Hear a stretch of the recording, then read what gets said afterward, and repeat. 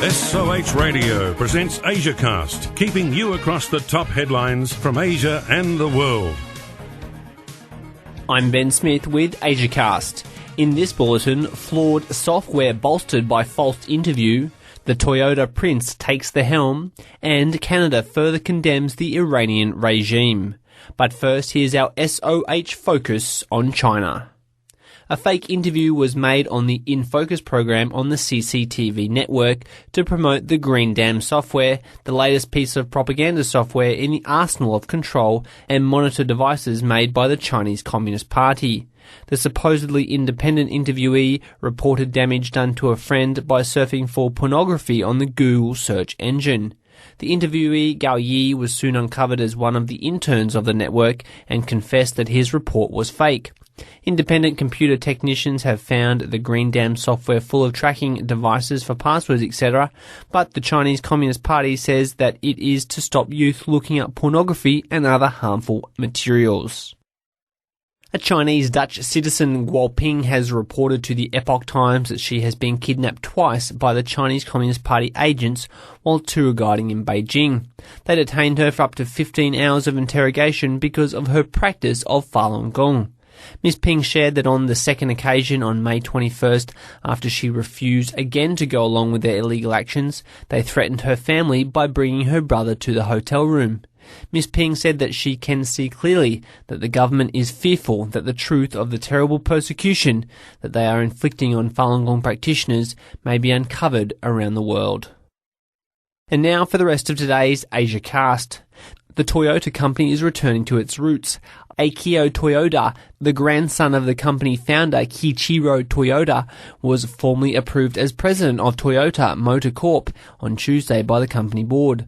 Toyota has weathered the financial storm better than others, yet has still claimed a $7.7 billion loss just in the first 3 months of this year. Akio has been named the prince by Japanese media, and the outlook from the media has shown a getting back to basics for Toyota's future. You are listening to AsiaCast on the SOH Radio Network.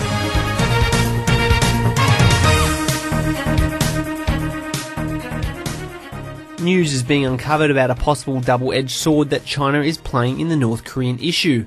A high-ranking North Korean official was spotted arriving in Beijing on June 13. The source of the information, a South Korean diplomat, indicated that this official is related to the newly appointed successor's mother, Ko Yong-hee.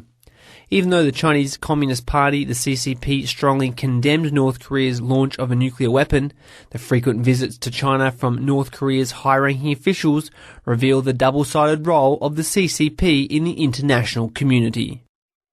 French President Nicolas Sarkozy has announced that the traditional Muslim garment, the burqa, is not welcome to be worn in France. He stated that the issue of this garment that covers a woman from the top of her head all the way to her feet is not a religious one. Sarkozy stated that it is an issue of a woman's freedom, for the garment shows subservience.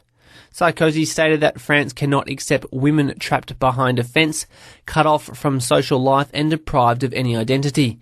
He stated that this is not the idea that France has of a woman's dignity. He urged the Parliament to debate the issue further. Stephen Harper, Canadian Prime Minister, condemned on Monday what he said was Tehran's total unacceptable use of brute force and intimidation to deal with peaceful protests.